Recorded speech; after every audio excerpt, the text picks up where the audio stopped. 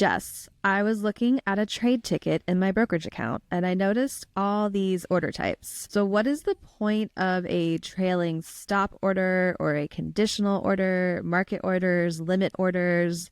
Are there more? Like, why are there so many different order types? And will I ever use these? I need you to make it all make sense. Oh, there's so many, Jessie. There are some advanced order types. They're actually really useful, especially if you're worried about losses or going on vacation. Some of those set it and forget it and triggers if you don't want to look at the market, which is impossible for me, but you can automate a lot before automation was a thing. Oh, that's cool. At your brokerage firm, yeah. Well, I know some of our listeners were asking about this one too. So I want to learn all the order types so I know the best ways to trade stocks. Ooh, so since there's visuals, do we get to use the tool jingle again? Because I really like the tool jingle. We can use the tool jingle again. Yeah, we should come up with a new tool jingle. Anyone wants to submit a tool jingle, feel free. Yes, we accept that.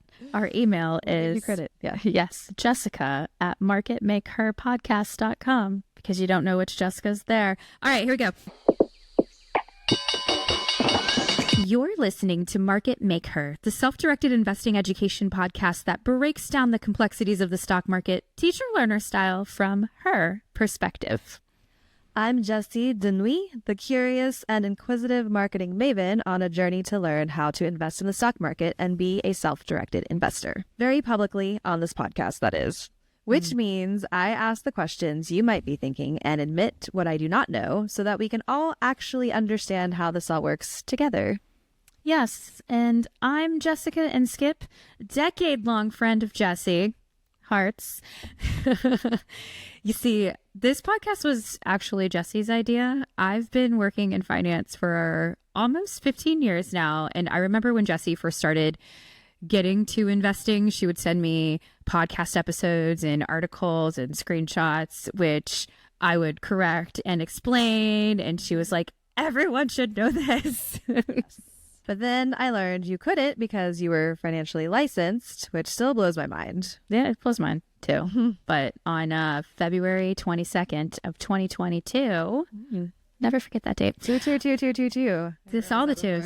Yeah. I gave up those licenses because I was sick of the misinformation. I really was. It was going around everywhere. I was on social. So here we are. Anyways, my job on this podcast is to make it make sense. That's right. Okay, Jess, so order types. Let's start with a market order then. Yes. Visuals. Visual time. PowerPoint time. This is screenshots of my actual Fidelity account. I hid the account number, so no one can steal my data. Not like, I don't know. Anyways, so we're going through all of the order types today. Actually have 10. And we should definitely start with a market order. But remember when we had the episode on how to read a stock quote and we went through what a last price is, what the bid and ask is, and some of the basic data? That's what you're going to see on here. And I think that's important to talk about first. Okay. Because it's all market mechanics. So last price. All called market mechanics. That's when you say market mechanics, you're talking about all of this, like the bids, the asks, like how that all plays out. Okay. Yeah. How it works is mechanics. What makes the machine just go? Yeah. Okay. That's in the name too. We're just going to say that a lot. A lot of these are. Yes. So last price. So we have Apple up. The last price is $209.50. This is as of today, June 20th, 2024. Apple, even though they were dethroned by Microsoft, which was now been dethroned by NVIDIA. That's right. It has. We always use Apple as an example. So here we go. We do. I always figured it'd stay consistent. For consistency. Yes. So $209.50 is the last price. That means the last time that it traded, it's down $4.78 from yesterday's close or the previous close. So today's Thursday, but if it was Monday, it'd be from Friday. And then it gives you a percentage. That's just the past. It's what it means. The ask is where we buy. So $209.51. The bid is where we sell, $209.50. This stock has a lot of volume, shares that are traded, 55 million when I took the screenshot earlier today, which was around 3 p.m., so 1 hour before the market closed. If it has a lot of volume, the price where you buy and sell, that's called the spread, the difference between the bid and ask. I know I'm using a lot of jargon, but we'll make it make sense, is really close to each other. It's a penny apart. Yeah. If it didn't have a lot of volume, it'd be wider. And if you want to learn more about that, please listen to our How Do Market Makers Work episode and Dark Pools. On Dark Pools, the market makers. Yes. When you were a siren. Love that. When it was Halloween. Or was it? When you buy at the market, you buy at the best available price to buy and sell, which is the bid and ask. So if I was to hit preview order right now, so I put in Apple, I want to buy however many shares. I'm using 5 for all these examples. At the market, I would buy at 209.51. Okay. It's that simple. A market means best price to buy right now. If this was a sell order, it'd be at the bid, which is 209.50, which is all really close to the last price. The last price is actually exactly in the middle between the bid and ask. It is 209, like 50 and a half. Yeah. Okay. Yeah. Dare I ask what the ×3 and the ×7 means? Yeah, that's the shares that are attached to it, times 100. So there are 700 shares that someone is willing to sell at 209.51, which means I can buy 700 at 209.51 if I wanted. Okay. And you can only sell 300? Yeah, so that's what's available to sell at 209.50. There might be other prices there at 209.50, but this is called the top quote. We talked about the level 2 quote in the Market Maker episode, which is super advanced market mechanics. But all we have to focus on today is this is the best price to buy. This is the best price to sell. Okay. When you hit market order and it's something that has a lot of volume, it's in the S&P 500, market's fine. So the bid is 209.50 times 3, and the ask is 209.51 times 7. So the ask means you can buy up to 700 Apple shares at 209.51.51. Mm-hmm. And the bid means you can, again, make sure this is right, you can sell 300 at $209.50. Yeah, that's what's available at the top quote. Okay. There could be more at the same price, same amount of shares, but yes, that's exactly right. You nailed it. If you're doing this during market hours, this will change pretty frequently. Constantly. Yeah. Constantly. Especially for a big one like Apple that has such a large market share. Absolutely. Well, market cap. Constantly going, yes, market cap, which has big market share. Yes. This all goes together. I love it. Awesome. And they give you some good information, like if there is an ex-dividend coming up, if there's earnings, are you income, are you growth, do you want to watch out for these, all those things. Yeah, before you make the trade. Okay. Simple. We're going to get more complex as we go. Now, we're going to talk about a limit order. Okay. When you have a limit order, you're saying, I have a limit to the price that I want to spend. It is literally in the name. Right. In this case, I put my limit price is $200. So if Apple were to drop to $200 per share, I want to go ahead and buy it. Okay. But I can't buy it unless the ask says $200 because that's the price you buy stock at. Someone has to be willing to sell it to me at $200. Okay. Yes. Apple's 209.50 when I took this screenshot, and it may never hit this price. So I could say, I want to buy these shares if it does this during market hours. That's for the day, that time in force for the day. Okay. I could. Till the market closes that day. Exactly. I could say good until canceled, which means at Fidelity it's 180 days. Oh. Which is a good time frame. That's a long time. It's like 6 months. That changes for brokerage firms. It does have a help button there, like a little question mark help button. So I'm sure that also tells you everything. It does. You don't remember this. Absolutely. It's kind of good to have like an idea of what it is before you go looking at it, Completely. And that's such a great point. You can, all over your brokerage firm, hit the contextual education. Part of my day job is writing that contextual education. I really do. For this company to you, no matter which way. That's so true. A limit order just means if I'm buying, I want to buy it at a better price than the market. So it's going to sit there until it hits my price. For those people who say, oh, I want to buy this at a lower price, I'm going to wait for a lower price.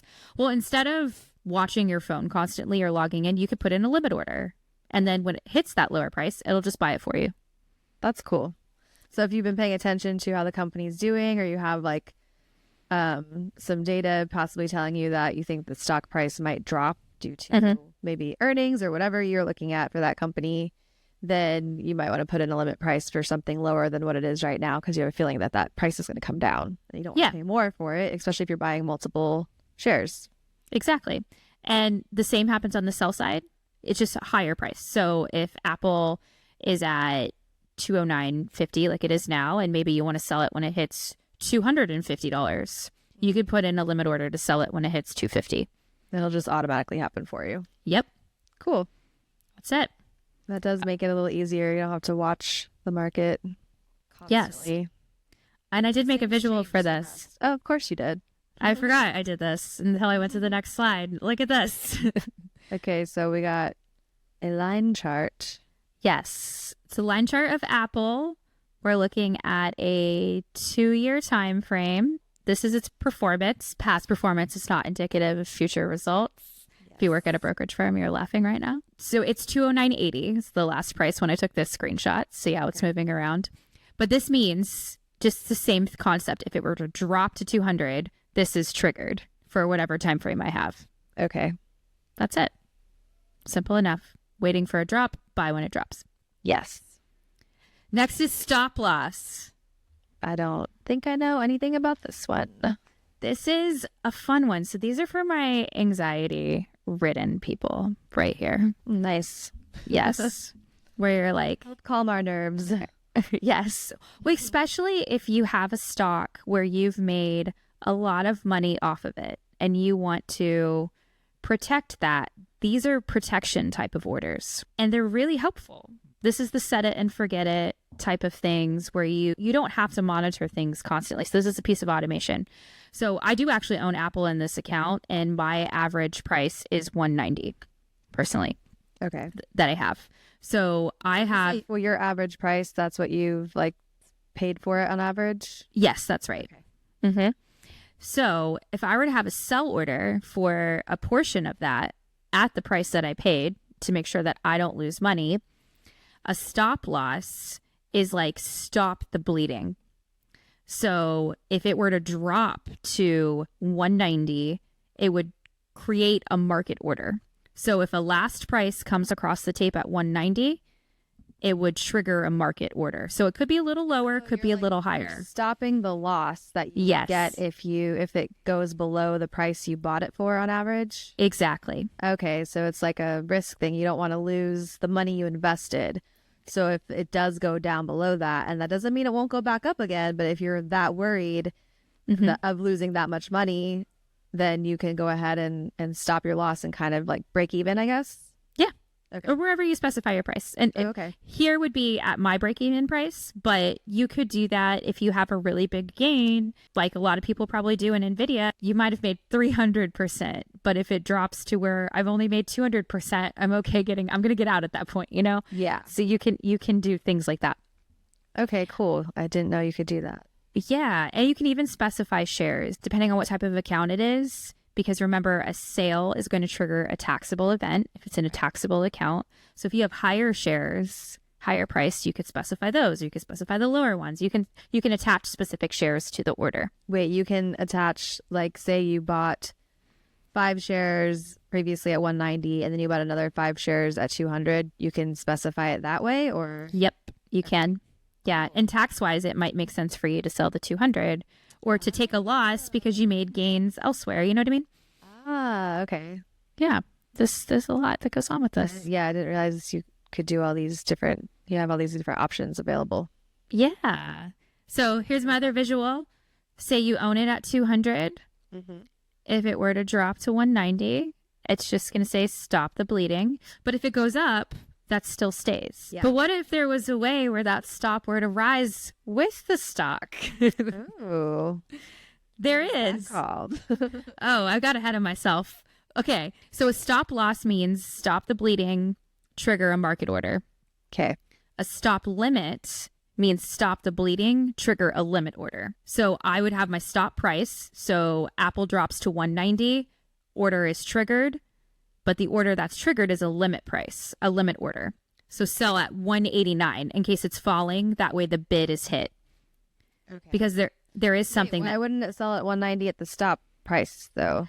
Well, you could specify your limit price as 190. But what would happen is if 190 comes across the tape, so the last price is 190, but then the next bid is 187. If you have a stop loss, it would sell at 187. Oh. So limit orders if it goes below the limit. So if you have the stop loss price at 190 and the limit price at 189, and it goes down to 187 that quickly, it will not execute. Correct. It'll sit as an open limit order until a bid hits 189.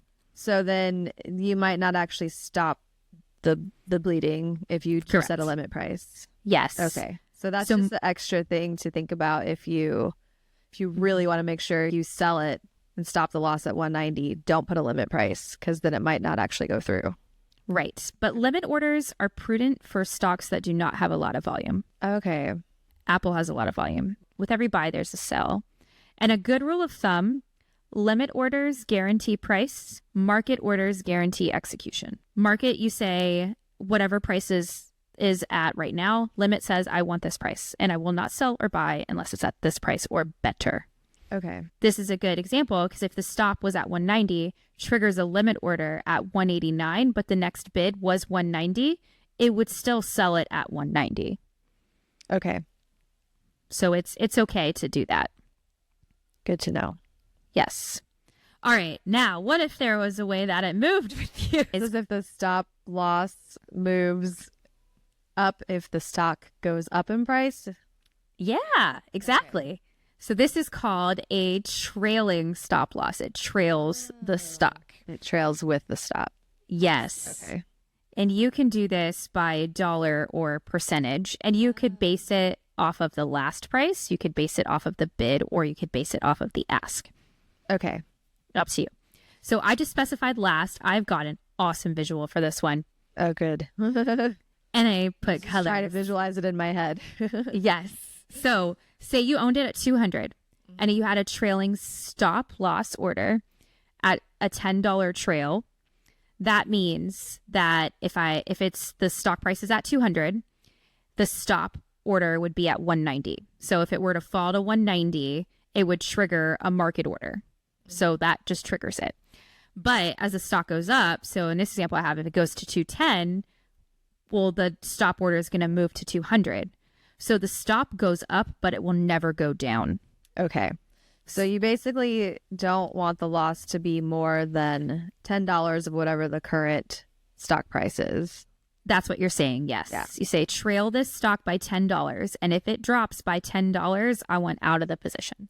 But if it goes up to 220 and then down quickly to 200, it would have sold at 210. It would have just sold at 210 no matter what. Okay. Mm-hmm. It would have been triggered at 210. If it was going down, it might have been at a slightly lower price, but this is Apple we're looking at. So again, a lot of volume. As soon as it hits that $10 trailing stop amount, whatever it's at, like, so if it just goes up $10, no, wait, if it goes up $20 and goes down, then it's going to, when does this trigger? It triggers only if it goes down $10 from the highest last price when you put the order. Okay, so it can keep going up. So the stock like kept going up and up and up. As soon as it goes down $10 from the last high point is when it's going to trigger. Okay. Exactly. Since you placed the order. Yes. Yes. That can be a helpful tool. But there's a better way. Wait, there's more. So if you do it by percentage, though, because $10 could be a huge percent, but then it becomes a smaller and a smaller and a smaller. And as you see for today, Apple was down 2% today. Oh, okay, yeah. Because it hit all-time highs. It's just natural rotation. It's a thing that happens. So if you do a trailing stop by percentage, you can see how it moves. So if you own it at 200, but you do a 10% trail, that makes it from 200. Right now it's at 200 when you place this. You'd say 10% trail. So it would trigger a stop order at 180. But if it goes up to 210, 10% down from 210 is 189. Right. 10% down from 220 is 198. So see what I mean? It's looking for a 10% rather than a $10. Yeah. Which gives you a little more cushion. But you can also see how these orders exist. And if there is sell-offs, they're exasperated because these exist from the retail side even. It's a way of protection, especially if you're going on vacation. This would be good, like the trailing stop order with the percentage would probably be good with a really volatile stock, like high beta volatility type of trade. Yeah, it could be. And especially if you have a really big gain in something, we definitely don't talk about active trading here. We're all investors, but we believe in seeking alpha, which means adding stocks to your portfolio. So if you're protecting something where you have a really big gain, this is fine. But doing this automatically on everything will just make you exit your portfolio. Ups and downs in the market are completely natural. 5% corrections happen all the time. And when those do, sometimes those are buying opportunities. Yeah. So I don't want to set the precedence that do this with everything. But if you have a big gain, you're probably over-concentrated, and this is a way to exit out of that position or a portion of it. Wait, if you have a big gain, like in one particular stock, what do you mean over-concentrated? Like you're not diverse enough in your portfolio? Yeah, like right now, the market hangs on NVIDIA. Yeah. Everyone is over-concentrated in NVIDIA and probably has a lot of gains in NVIDIA. Yeah. And that story definitely seems still there. But if something were to happen, the whole market would go down quite a bit because it's really concentrated on one security. Oh, so if it's something where you're like kind of closer to retiring, or you might need that money you invested in for something else, and you're kind of worried that the stock price is going to just start falling and you're not going to be paying attention. So you want to, when something does happen like that, you want this kind of like preparation in there just for it to go ahead and execute your sale or whatever it is, so that you're just protected, basically. Exactly. And this is a practice, again, not financial advice, just education here. I do this on stocks that I have really big gains on. Okay. But I think another thing to take into account, and we did mention this, is taxes. Yes. And you are taxed much higher when you sell a stock or make a trade on a security that you've had for less than 1 year, right? Yes. Short-term capital gain versus long-term capital gains. Absolutely. Keep that in mind. If you're not if you're not holding on to something for a year and you're selling it, you're going to end up owing a little bit more. Yes. One's taxed as income. The other is a fixed rate. Yes. For sure. Oh, Jesse, you're not beginner anymore. But we knew that. Intermediate beginner. Yes. Okay. Now we have conditional orders. These are fun. There are conditions. There are conditions. It's in the name. I love that I took these screenshots throughout the day because now Apple's come back a little. It's at 210 instead of 209. About that. Right? So this conditional order is called a one cancels the other, also known as a bracket order. Okay. So it's just order because there's different brackets. Yeah, you're like literally looking at. Yeah, you're bracketing. Like you are setting your upper limit and your lower limit, basically. It's like when you're like writing some type of computer language and you're saying if this, then this. Exactly. Except, or you can do and clauses or whatever. That's a great analogy. It is literally Excel formulas. Yeah. So you have order A and order B.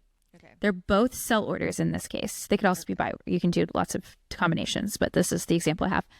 So order A is my limit price. So again, own Apple. Let's say you bought it at the market price that it is now, around 210. And you say, all right, I've owned Apple at 210. I bought it today because it was down 2%.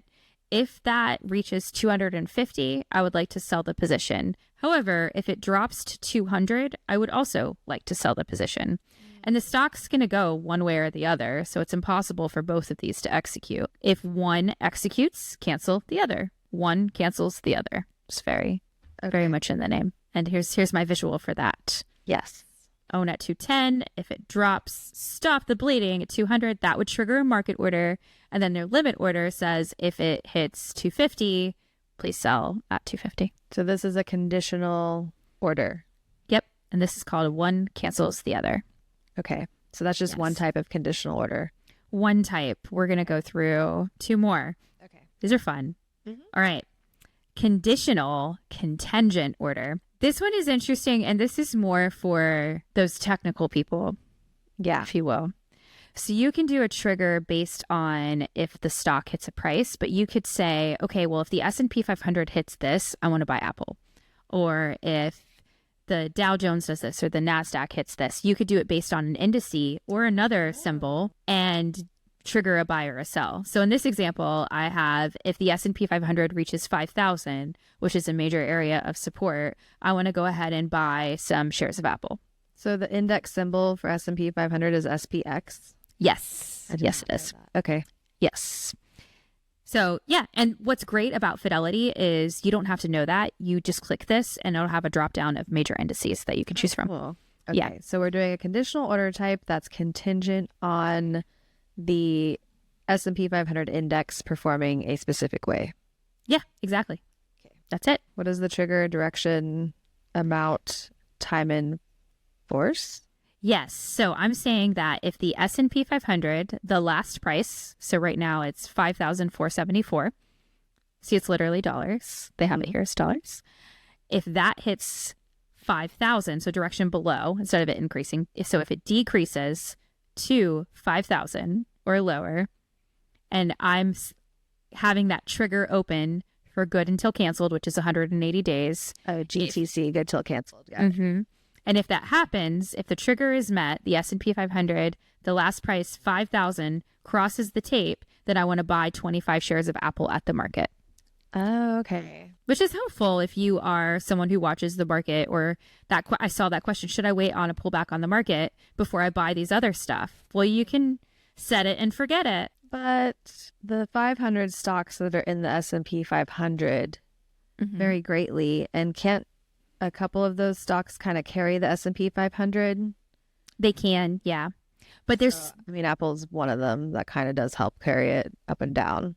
It has, and it recently broke out because of WWDC, and it had the AI integration with OpenAI, which is a whole other episode we could talk about, and I would love to. But Apple started helping carrying the S&P 500. But what happens when it's all of the line leaders, portfolio managers can only have a certain portion of assets within their portfolios. So there's turnover that happens. You can't have 30% of your portfolio be one security. I see. That triggers sells, and it's natural. So it is so natural to experience 5% pullbacks in the S&P 500. So and something that portfolio managers would use more for their clients? Yeah, they could. They could say, when this pullback happens, I'm going to add on to this position. Interesting. Mm-hmm. And you have access to these tools too. Yeah, so you can do it too. If you wanna do things that way in your own portfolio. Absolutely. We've said it multiple times. Don't try to time the market. It's not easy to do, but you can be prepared. Yeah. And it could rally, and then you could have done much better just buying the shares. So these are advanced, but we also have a lot of people who work at brokerage firms that listen to this podcast that I'm sure are explaining these to clients all the time. So yeah, we'll walk through it. All right, there's more. Brokerage. If you're calling up your brokerage firm and they're explaining this to you, you will already have some background, and it'll all make more sense. That's true. Explained. That's true. The more you know, the more you build knowledge, the more you break barriers. That's right. Yeah, we're doing it again. I love it. Okay, this one is called a one triggers the other. It's still a conditional order type. Still conditional. And it's abbreviated OTO. One triggers other. Yes. Okay. So this says order A will trigger order B upon order A executing. So in this case, say Apple's at 210 and I think there's going to be more of a pullback. So when Apple hits 200, I want to go ahead and buy it. So order A is a limit order to buy shares of Apple at $200 per share. If that executes, I want to go ahead and sell Apple when it hits 250. So that's my trigger. So when it buys, I'm immediately setting my price target to sell. If it drops to 200, it'll buy, and then it's going to sit and wait until it hits 250. Like, this is probably a rare case scenario, but if that happens in the same day, then you are buying and selling in the same day. You are, and that could happen. And that might not be good for your tax situation or whatever. I mean, that care. I'd call it a win. That's a good scenario. But then there are day trading rules and things that could happen to your account if you're actively trading, which we could totally go over if anyone has interest in. Yes. I know way too much about margin and those rules, but Nonetheless. Question, feel free to submit it. Yes. Jesse's like, I am not ready for that, but if someone else is, I'm happy to learn with you. There we go. But this one is helpful, again, for that set it and forget it. I'm going on vacation. Right. I think Apple's going to have a pullback really soon. I want to go ahead and buy it if it hits 200. And if it does, and for some reason they have this AI thing, go ahead and sell it at 250 because I don't have time to monitor it, or I'm not going to have any access to Wi-Fi, whatever. Those of you with FOMO. Yes, it's true. All right, now here's the fun one. This is called, I don't know why it makes me laugh. This is a conditional order type called a one triggers the cancels the other. OTOCO. One triggers other, cancels other. Yes. Okay. So that does not work in my brain. Let's figure this out. yes. So there are 3 orders. Okay. It's just like a limit order. Okay. Actually, I have a visual for it, but we'll go through what it looks like. And the example I have, if one trade is placed, so one triggers, a one cancels the other. This is a true bracket order. I buy my limit at 200. So if Apple order dropped to 200, I want to go ahead and buy it. So the previous example, we said if I buy it, go ahead and sell it at my high price. This is saying if I buy it, go ahead and sell it at my high price, but also stop my losses at my low price too. It's a stop loss combined with a sell limit. Okay. And I have a visual to help you wrap your head around it because visuals are amazing. Yeah, visuals always help. Right now, it's around 210. If it were to drop to 200, you'd buy it. That would trigger a one triggers the other, or one cancels the other. So the limit order at 250, and then the stop loss at 190. Okay, at 190. Okay. Yeah. Yep. I thought you would ask what these little D's and E's were at the bottom of the chart. Oh, my contacts are blurry. I didn't see that's what those were. Let me look. So what are those little? There's a blue D and then purple E's. So those are, at the bottom where the months are. yeah, that's where a dividend was and earnings were. Oh, that's cool. How did you plot this chart? I use stockcharts.com, Oh, okay. but this is also available on fidelity.com. Is this too. what you use when you're on TV explaining things? Yes, it is. Cool. I use stock charts because I can save it and I have a bunch of notes and I've got like crazy looking stuff. One day we'll talk about. That is the end of my slideshow. Beautiful. 10 stars. 10 order types. No. That's it though. I mean, primarily you're just going to use a market order, but you can definitely see how stop losses and limit orders, especially trailing stops as well, can be helpful. I'm pretty sure I've used it before when I had my eye on, I think it was Microsoft, and we talked about something where I thought Microsoft might come down, and I'm pretty sure I set an order to where like, oh, if the price falls to this point, go ahead and buy it. And then it happened, and I was like, oh, it did it. It does the So thing. easy. Yeah. Yeah. I kind of forgot about it, but I already had the money in there to spend, and I knew it was like, you know, if it was gone out of my account, then it worked. I love that. You said a limit order guarantees price, Yes. not what? Not execution. Not execution. And then the market order guarantees the inverse? Yep. It guarantees execution because you're saying I sell it at the market. I go to the marketplace, whatever someone is willing to buy it or sell it at, that is what I will take. Limit order, you say this price only. Okay. It's my analogy. Yes. Nope. It's good. Nice. We're going to put that on a social media post as well. I like it. Okay, well, that's a lot for my brain to marinate on, and I'm sure it's all of yours as well. So if you have any follow-up questions to this episode, please feel free to send them to our social media accounts or our email, jessica@marketmakeher, HER podcast.com. You never know what Jessica you'll get. Yeah, it's good for both of us.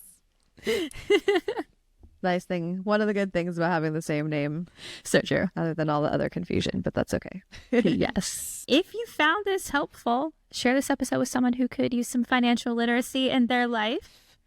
We all can. It helps us grow. We show up for you. This is honestly the best way for you to show up for us. Doesn't cost you a dime. Just want you to share the good word of financial literacy. As we share all the information on shares or stock that you could ever want to know. Oh, I like that. That's good. We're all sharing here. We're on a roll today. You can leave us a review or 5 stars if you so choose. We appreciate it if you would. Yes. Until next time, keep learning, keep earning, and keep breaking down those barriers. Remember, investing involves risk. There is always potential to lose money when investing in securities. MakeHer provides educational content and resources for informational purposes only. We are not registered financial advisors and do not provide personalized investment advice. Any information provided by MakeHer on our website or podcast is not intended to be a substitute for professional financial advice. MakeHer is not liable for any investment decisions made based on our content.